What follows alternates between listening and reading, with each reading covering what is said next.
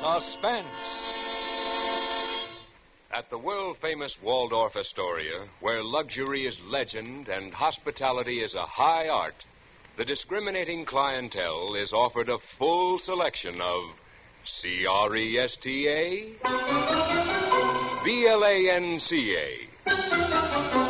Cresta, Blanca, Cresta, Blanca, Cresta Blanca. In serving magnificent Cresta Blanca wines, the Waldorf preserves a tradition for pleasing the palates of luxury-wise world travelers. Such choice selection is distinguished proof that when you pour proud Cresta Blanca wines, you and your guests enjoy the best. Shenley's Cresta Blanca Wine Company, Livermore, California. And now, Shenley brings you radio's outstanding theater of thrills, Suspense. Presented by Roma Wines. That's Roma. Roma Wines, America's favorite wines. Tonight, by popular request, we bring back the brilliant young star who appeared with us only a few weeks ago, Mr. Donald O'Connor, and in a play which was first presented on Suspense 2.5 years ago, and was the subject of considerable comment. Donald O'Connor in The Visitor, a suspense play produced, edited, and directed for Shenley by William Spear.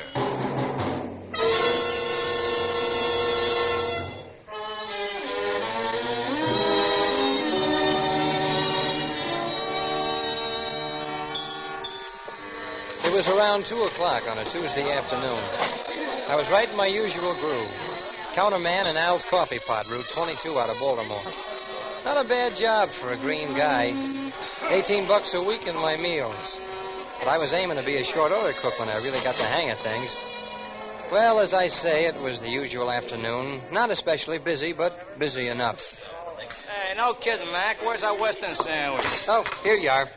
What do you have, mister? Ham on rye and a cup of coffee, Bud. Coming right up. Ham on rye and draw one. Look, kid, I'd like to talk to you. Yeah? What about? Have you got a minute? Yeah, I guess so. Al, take the counter, will you? I'm going to have some coffee. Okay. So what's on your mind, mister? Look, can we go in here? Yeah. Hey, I've been looking for a long time for someone who looks like you. Yeah? Your name could be Bud Owen, couldn't it? Why should it? Well, I'm looking for a boy named Bud Owen. For what? Disappeared from his home about 3 years ago. Boy from my town. He'd be about your age now, about 18. 17. Well, that'll do. Well, his folks have just been worried sick about him. Everyone else gave him up for dead. And then I heard you were working here, Bud. Yeah? Who told you? Oh, no one told me. I got a note, anonymous. You didn't write it, did you? No, I didn't write it. You know, I think I'd have recognized you anyway. You're a lot taller, of course, and you look older, Bud. Well, anyone would, wouldn't they? Same ears, though. I call them wings. You remember who I am, of course. Mac Burrell. Used to be chief of police. I'm pleased to meet you. Again, Mr. Burrell. Well, Bud Owen. A lot of know-it-alls are sure going to be surprised. Surprised at what? Well, to see you. Edgerton's certain to a man that you were drowned 3 years ago off White's Pier. I was drowned, huh? Yeah. Hey, look, Mr. Burrell, just what is your proposition? Well, Bud, I want you to come home again with me. Oh. Of course, things have changed some in Edgerton in 3 years, but not too much. And if you take it easy and if you have a friend to help you over the rough spots, you'll feel right back at home in no time. I see. Working in a diner. Why, you're depriving yourself of everything a boy could want. A good home, lovely parents, wealthy parents. You make it sound kind of nice at that, Mr. Burrell. But what about you? Why, Bud, didn't you know that your father has offered a $10,000 reward for anyone who finds you? No, I didn't know that. $10,000? And think of your folks. Think how your poor mother has suffered. Think how happy it'd make them. Uh-huh. Well, Mr. Burrell, if you really think it'll be all right for me to come home... Sure it will. Oh, it may be a little tough at first, all excitement, people staring at you, but that won't last long. Well, you got to expect some excitement. Yeah, I suppose it was an event, having a homeboy drown. Drowned, boy? Why, they thought you were murdered.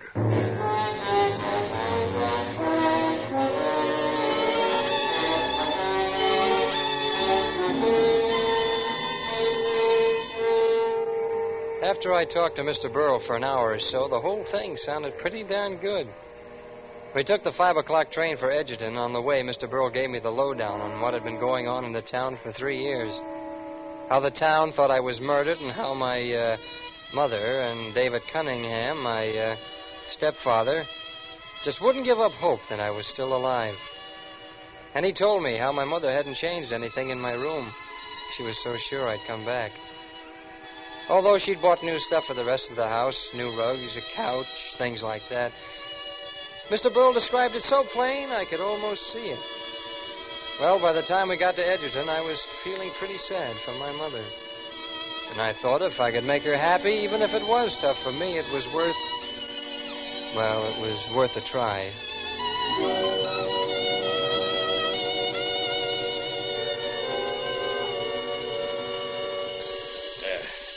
Well, brace yourself, youngster. This is it. Yeah, sure, I'm okay, Mr. Burrow.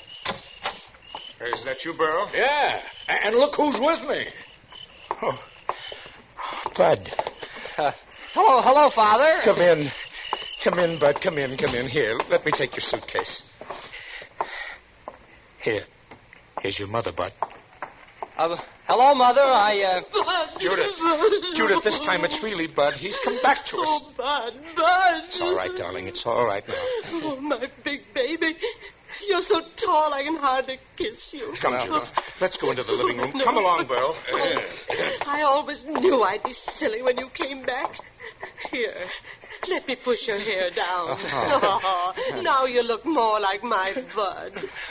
Oh, gosh, I wouldn't have recognized this room. Isn't the couch new? Yes, and the rugs and the drapes. Drapes. I don't know how we'll ever be able to thank you, Burrow. Oh, seeing Judith so happy is reward enough. Oh, yes. That reminds me. We'll drop into my office tomorrow, and I'll take care of that other more tangible reward. Well, Mother, I don't know how to begin. I mean, to tell you how sorry. Oh, don't tell me anything, darling. Nothing matters except that you're back. That's the spirit, Judith. That's the spirit. Goodness, your right hand, Bud. It's all bandaged. Oh, that's nothing much. I burned it working in the diner. Oh, It's nothing, darling. Mother. Well, folks, it's been a long day for an old man. I guess I'll run along.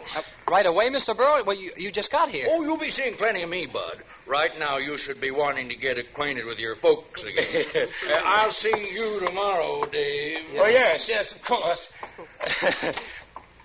Well, have you noticed, Judith, how deep Bud's voice is now? Huh? Why, yes. It was just a little pipe when he left. But it was beginning to break, wasn't it, Bud? Oh, gosh, I guess so. I sure must have sounded awful. And he shaves, David.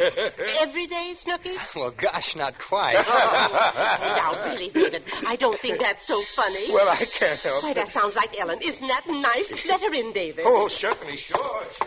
Ellen Woods. Why, who else, Bud? Does she still live next door? Of course, the Woods have always lived there. Ellen, dear, we have such a surprise. Come in, darling. Angel, it's simply fabulous. Let me kiss you, you big love. Hey, ouch. Take it easy. Bud, you're just gigantic. A regular beanpole. Oh, Bud, I can't wait for Joe to see you. Joe? I called him as soon as I heard he's coming over here. It's all right, Mrs. Cunningham. Oh, of course, Ellen. Sure. I'd forgotten. It'll mean so much to Joe. You know about Joe, Bud? Yes. Mr. Burrow told me. I didn't know before. This town's got a lot to make up to that young man. My folks wouldn't let me see Joe, Bud.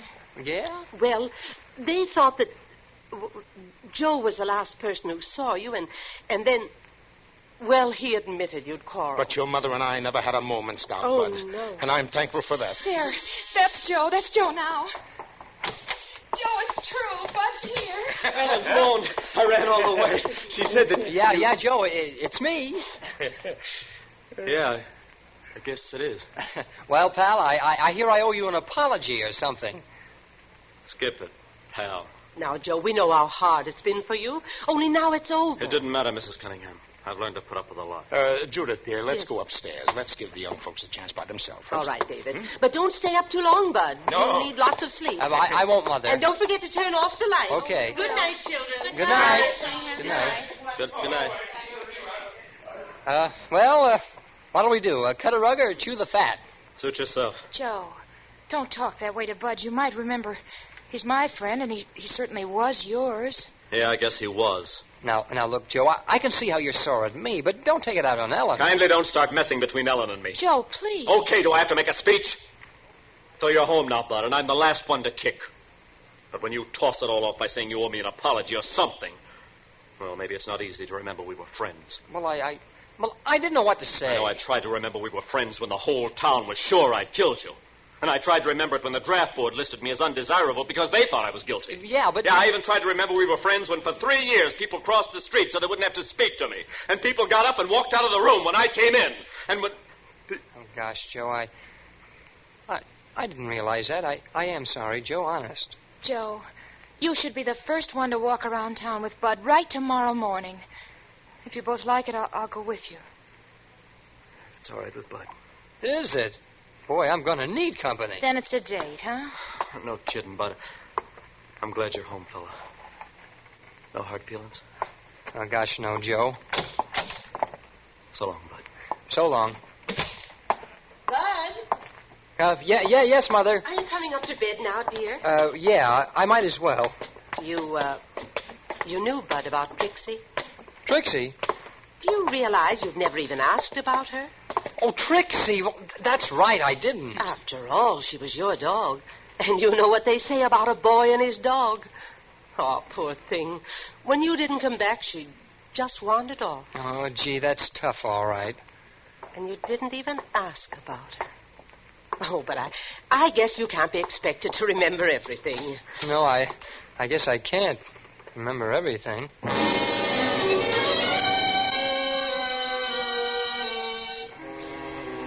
I went upstairs to my room. It was just like Mr. Burrow told me it would be. Everything seemed to have gone all right so far. I undressed and turned out the light. But before I got into bed, I locked the door. Just in case.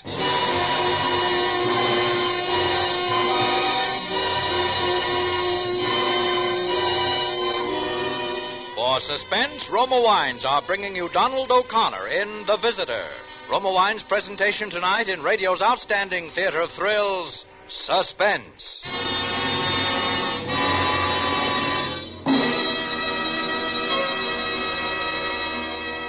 Suspense, radio's outstanding theater of thrills, is presented by Roma. That's R-O-M-A. Those better-tasting Roma wines. Every day, more and more hostesses are discovering a simple secret for successful entertaining. Whenever guests are invited, or just drop in unexpectedly, welcome them with a fine Roma California wine, such as glorious golden amber Roma Sherry, ruby red Roma Port, or mellow Roma Muscatel. And when you serve these delicious Roma wines with cheese, fruit, or nuts, the most informal get-together becomes a delightful party. These Roma wines are a treat at dessert time to top off the dinner, too. If you are planning to entertain this weekend, be sure to have better-tasting Roma Sherry, Roma Port, and Roma Muscatel on hand. Then you'll be sure of pleasing everybody, because Roma wines are America's favorite wines. And now, Roma Wines bring back to our Hollywood soundstage Donald O'Connor as the visitor in a play well calculated to keep you in suspense.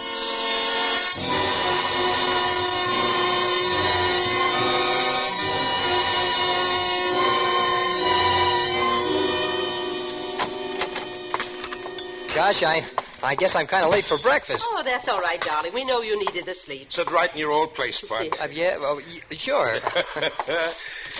Your mother and I have been mooning over old pictures of your son. Yes, really, Bud. Except for the ears and something around the eyes, you've changed so that I can hardly recognize you. Oh. Now, look, here's the last picture before you went away.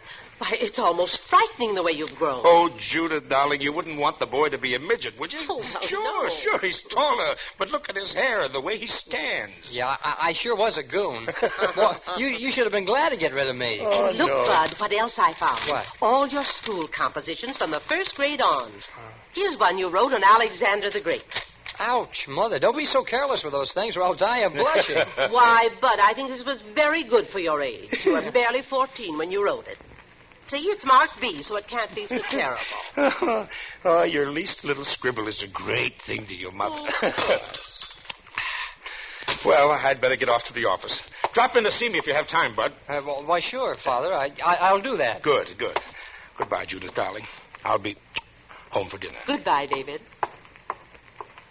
How about some hot coffee, Bud? Yes, thanks. There, Snooky. Bud, there's something important I want to discuss with you. It's about my will. Your will? You know how your father... Well, David is about my money, Bud. Yeah. He never wanted to touch it or even have me put him in my will. He's so proud about things like that, and I do have so much more than he ever will. Well, sure. I remember. How much money is it anyway? Why, you know, Bud, there's about $150,000 your grandfather left. Yeah. Then there were the 4 houses on Elm Street that Aunt Carolyn left, and the income from them. I haven't used any of it. So it amounts to quite a lot by now. Oh, gosh, yes, it must at that. Well, after you left, even though David didn't want me to, I changed the will, leaving everything to him. Oh, why, sure, that sounds fine to me. Yes, but now you're back. I think the best thing would be to just turn it all over to you now. Set up a trust fund. You could use the income when you start to college, and later maybe you'd want to set yourself up in some kind of business. And I know it'll please David. But, Mother, gee whiz, it's swell of you, but don't you think you should wait? Wait for what, darling? Well, until you know me better. I mean, gosh, I would know what to do with all that money, and maybe I'd mess things up. Oh, silly. The bank takes care of everything it always has for me. Now, all you have to do is to sign these papers here. Sign, but I can't, Mother. You see, my hand at the bandage. Oh, isn't that a shame? I forgot you couldn't write. Oh, it ought to be all right in a couple of days so I can take the bandage Oh, off. somebody's whistling for you, Bud. My, that sounds like old times. Oh, it's Ellen and Joe. They're going to take me out and show me around the town. Well, I guess I'll have to face the music. You know you'll love it. You're going to be a regular hero. Yeah, but I don't feel much like a hero now.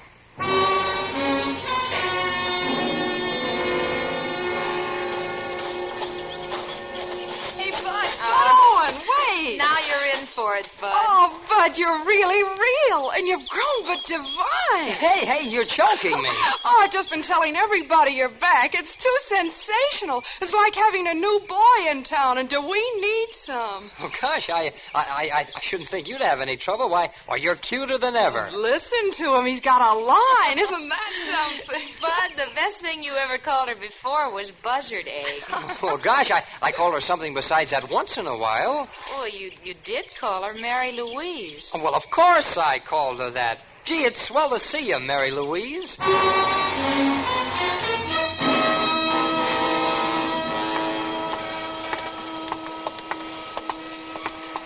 Owen, you bad boy. Are you going to recognize me or aren't you? Oh, gee, it's good to see you. How are you, anyway? Well, you're not too grown up to kiss old Mrs. Callahan the way you always did. Oh, I'll say I'm not Mrs. Callahan. Here. Oh, well, now that's better. I heated enough bottles for you and washed enough of your diapers, too. So don't let me catch you putting on airs. Oh, no, ma'am, I won't. Well, goodbye for now. Goodbye. What's the matter? Didn't you recognize her? Oh, Mrs. Callahan? Well, of course I did. Well, then why didn't you call her what you always used to? Couldn't you see she was sore? Well, yes, I did. Bud, you used to call her Aunt Celie.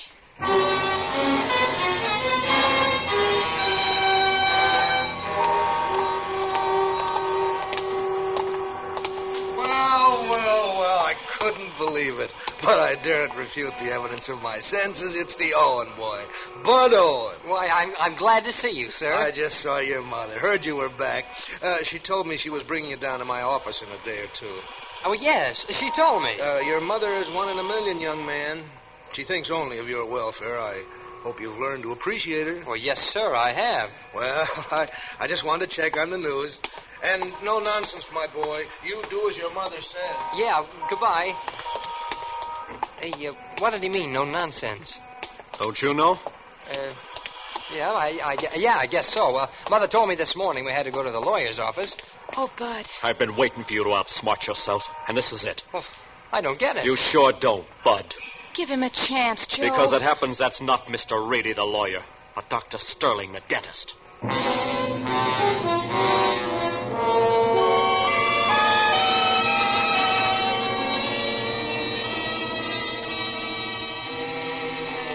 I talked fast, and Ellen took my side, and we got Joe calmed down. But I knew he was going to watch me like a hawk from then on.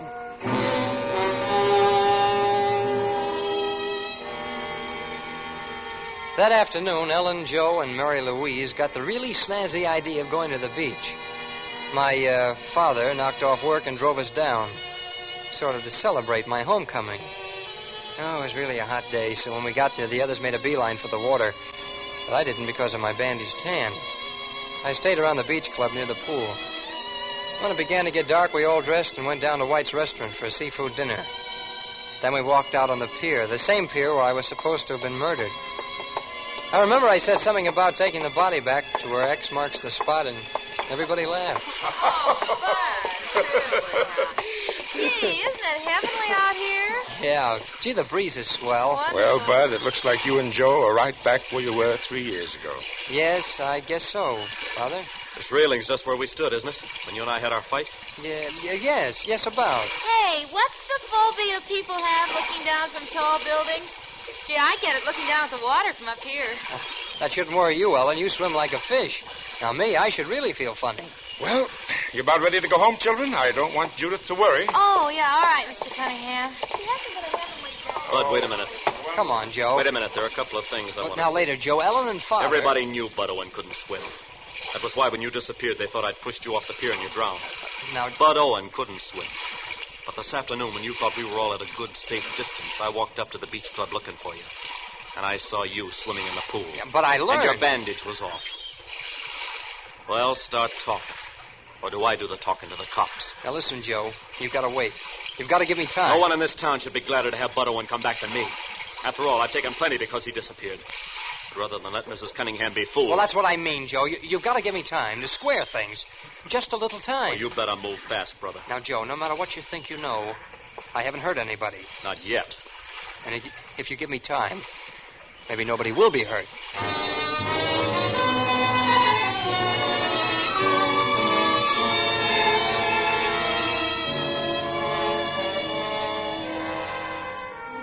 I went to Mr. Burrell the next morning and talked about everything. About how people were making cracks at him about the $10,000 reward and the whole mess. I knew things were moving awfully fast, and I told Mr. Burrell he had to help me. That night when she finished her coffee, my mother said she was awfully tired. My father, David, saw her upstairs to bed. I looked out the window and saw Mr. Burrell's car pull up to the curb in front of Ellen's house. I knew he was going to do everything he could, but by this time, I was scared.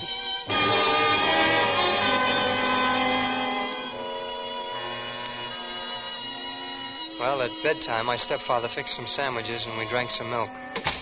Then he came up to my room with me and sat down to talk. Well, I see your mother's changing your room around. Yeah, I guess women like to fuss around and so forth. That's a fact, and there's no use opposing them. I guess that's right. By the way, what is your real name? Bud Owen? You don't need to be afraid of me. I've protected you so far. Why have you? I ask you first. What's your real name? Bud Owen. You're stubborn, aren't you? You know, at first I thought you'd work this little scheme out all by yourself or with Burrell. But there's someone else involved, isn't there? Who do you think? What about that bandage? Well... Take it off. Well. Not even a scar. I don't suppose you'd mind writing with it now that it's healed. No. I don't mind. What shall I write? Well, suppose we take this little composition of yours on Alexander the Great.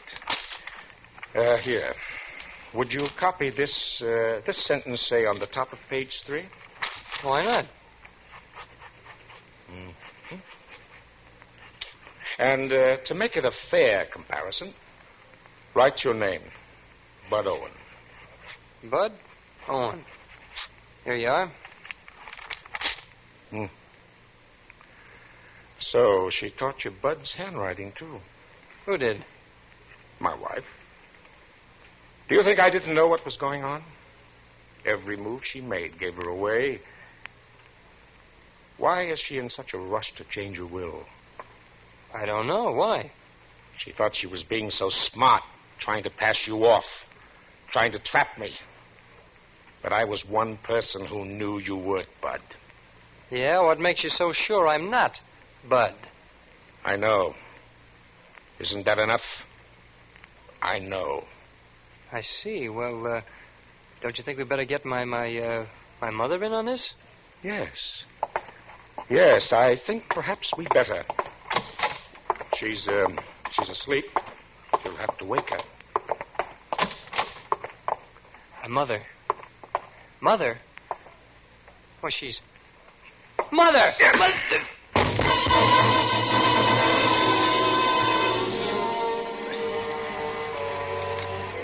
Oh, when I came to, I had an awful pain in my head. I was in my room on the bed, and Ellen and Joe and Mr. Burl were there. For a minute, I didn't know what had happened, and then I remembered. Mother! Where's my mother? She's all right, Bud. She's in the hospital. He gave her enough of those sleeping pills to kill a horse, but she's all right now. How do you feel, Bud? All right, I guess. Oh, it's a good thing you had us standing by tonight, son. Why, he had you trussed up like a turkey. He was going to hang you. Oh, gee, Mr. Burl, he must have been crazy.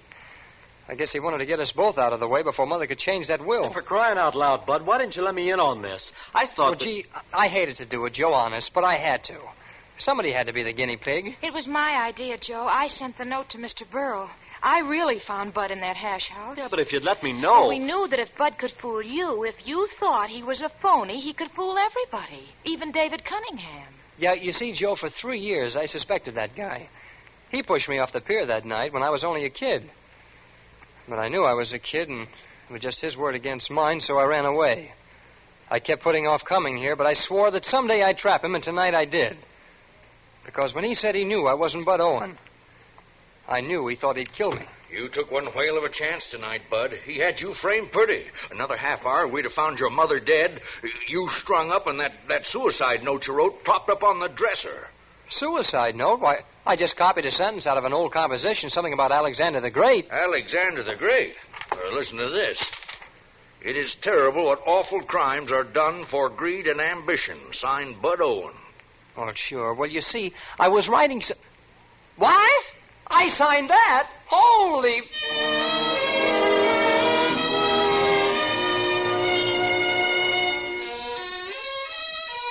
Well, that's about all. I didn't know how my mother would take it, having my stepfather to turn out to be such a heel. But once she got over the dope he slipped her, she was fine. As happy as a lark over me. And Joe and Ellen? Well, they got married but quick. Mary Louise and I are going together now. And I've been playing hard to get, but gee, she can see through me in a minute. I guess I never could fool anybody.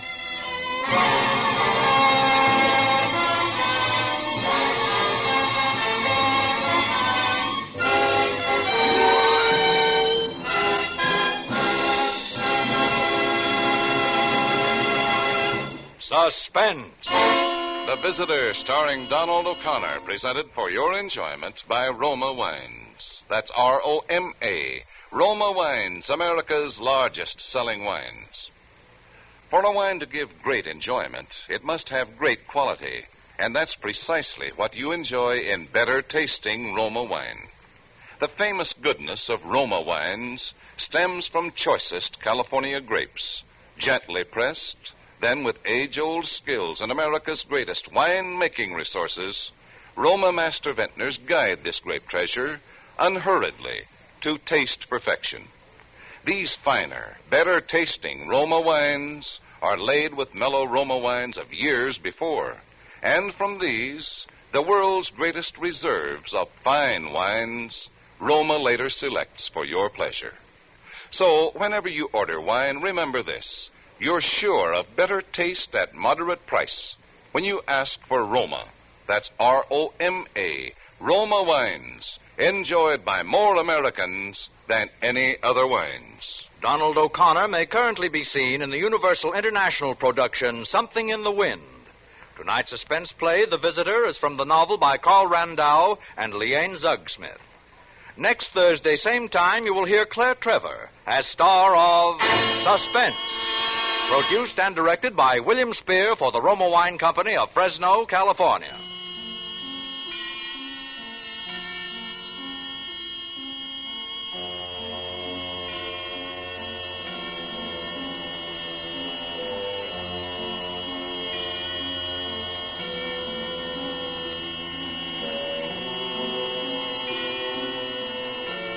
This is CBS, the Columbia Broadcasting System.